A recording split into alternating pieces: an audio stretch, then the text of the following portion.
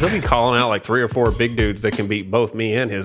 And I'm like, what are you doing, man? He's like, wow, dude, that's just how you negotiate. I was like, I don't think so. I've been negotiating for 15 years. I don't think so, man. That's my job, you know? He's like, fuck you, you're slow, man. Here, bet me. And I'm like, just crazy. I wouldn't say that to him.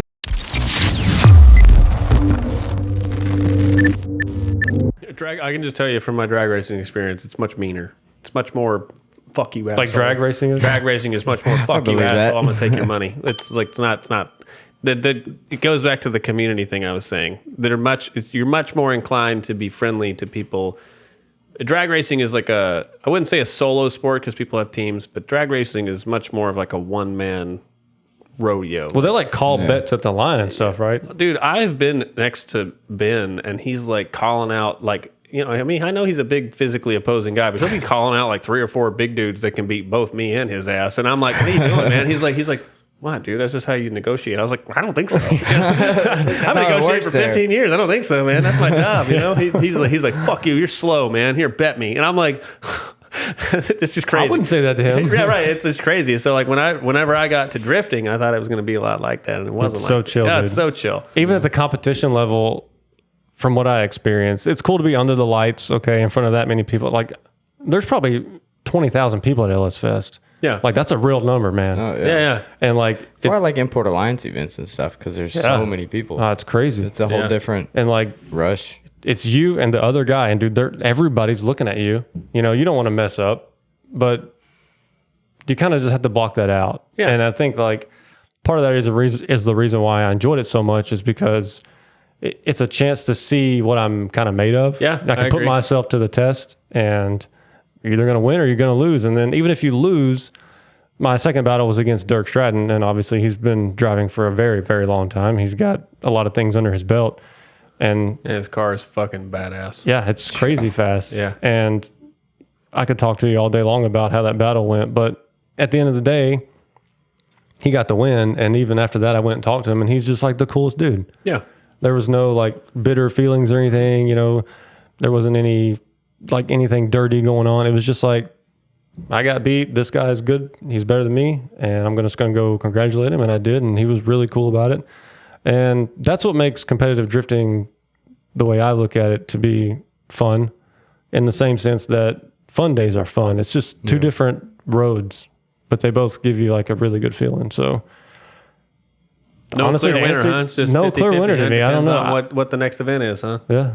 I do want to do some competitions this year. I don't really want to pursue like a Pro-Am or Formula Drift avenue. Yeah. Okay, I don't want to be that serious with it, but I do want to do stuff like Riverside. Yeah, so you just want to run a couple like here and there comps, nothing crazy. Yeah, I want to do like the grassroots type of comps. I think is fun, just to keep it fun to me, but still try to test my abilities, you know, because I can go to Clarksville and drive whenever.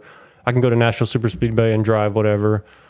But I feel like those little comps represent drifting the best. That's like what yeah. you would think of whenever drifting is brought up. I was gonna say like the Clarksville comp that me and you did. Like, dude, I never like. Dude, I didn't even get to make it one lap in you know that what I'm event, saying? and I was But- still KO'd, hyped for it. I Like, was dude. down there right after my car got destroyed with a beer in my hand, just hyping everybody else on. I was just saying, like, dude, I remember like my very first drift event ever. Right before I went, my left leg kept cramping because I was so nervous. You know, like right before I left, Barry walks up. He's like, "You good?" And my leg's going, you know, and I'm like, and dude, I literally like I said, "Yeah," you know. No, I wasn't ready. I was just like, "Dude, we're gonna fucking go," you know. And so then I never got that feeling again until we did the Clarksville, King of Clarksville event. And like, dude, I don't get nervous. It's not something that regularly happens to me, right? You ever like say something and you think you're being funny, and then you can tell someone who is in a position of hierarchy higher than you, like checks you, like, hey, you can't say that, and you get that hot feeling. That doesn't ever happen to me. Almost like I can probably count them on my hands when that happens. And dude, when I pull up to the line, and I don't remember who my first battle was against, but I looked over. And Andy's like, "You ready?" And I just instinctively put the car in gear. I was like, "Yup." And I looked over and I got that hot, flashy feeling. And I was like, "Oh, this is awesome." You know, like this is fucking sweet. So I got that same feeling that you're talking about. But when I was done, I was like, "Damn, I think the next day is when it popped, right?" Yeah. So I broke my car. You know, I had a really fun time running with everybody, but in my opinion, I like just going out and like hanging out with my buddies. You know what I mean? And my car is fucking super overbuilt for that. Like I could turn the turbo completely down to like 1 pound and it would probably still be pretty fun to go have a good time. Oh, yeah. You know? So like, So you don't want to do any competition? maybe if I got like the funds for it, you know what I mean? Like I can really only afford to run like maybe once or twice a month, maybe, you know?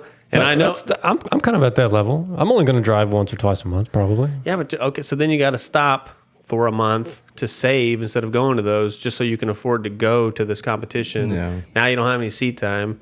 And you're going to go there and you're going to get fucking stomped by some pro guy with an 1100 horsepower, you know. So tell us the story, and you don't have to give names, but tell us the story of how you crashed, or not you, but the car got crashed before you ever made it onto the track. Tell us that story. I don't want to talk about your actual wrecks. Like, those are because you were sending it. I want to hear that story. It was at an Import Alliance event. All right. Of course. Yeah. Huge crowd. Yeah. You can imagine. They're super forgiving, too, I've heard. Was it beach? Yeah. Ah, For sure. That always draws a huge crowd. Okay, so I'm going to set the stage. Okay. It sounds simple, but there's a lot more to it. Okay. I know. So just got done with the driver's meeting, got back to the tent, was going to get the car fired up, ready to go. And like I was in the first spot right there where you enter the track where underneath the bridge. Right. thing. And when you exit over here in the middle of the track, kind of where the road goes right there. Okay. Well, we were parked right out of that exit spot. So I could pull off track and boom, I was right there.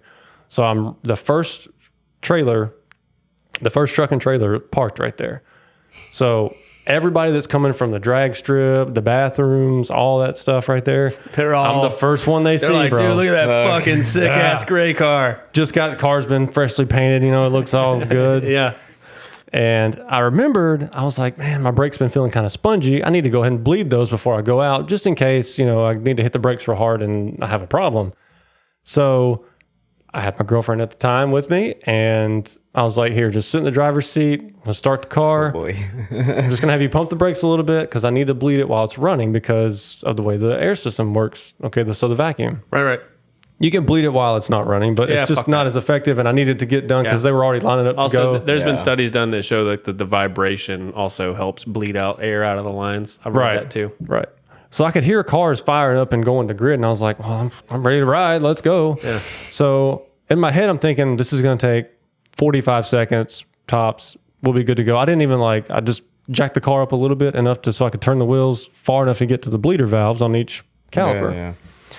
So I was like, okay, just make sure the car's in neutral. And Is this pre or post dog box? this is post.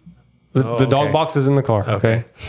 And just make sure it's in neutral. Shift the handle back and forth a couple of times. Hit start. You should be good to go. She's like, okay.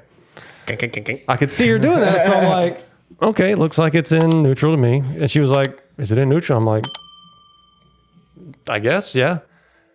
Go ahead and start it. So she went to hit the start button, and it was not in neutral. It was definitely still in gear. So, of course, Gotcha, bitch.